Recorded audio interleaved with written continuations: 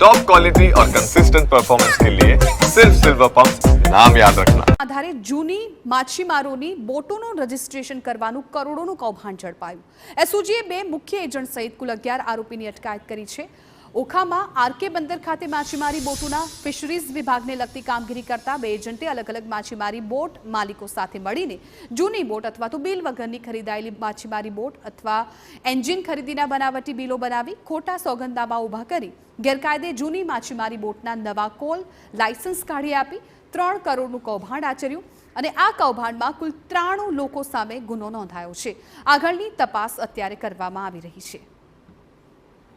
RC book જેવું એક document હોય છે, એના આધારે એ લોકો જે છે માછીમારીના ધંધા કરતા હતા। એના આધારે પછી એ લોકો કોઈ સબસિડી જે હોય સરકારની, પછી કોઈ લોન મેળવવા હોય સરકારી સંગઠન અથવા તો બેંકો દ્વારા, એ બધું એનો ફાયદા મળતું હતું। એમાં જે છે અત્યાર સુધીમાં અમે લોકોએ 11 લોકોને અટક કર્યું છે। એમાં 2 મેઇન એજન્ટ છે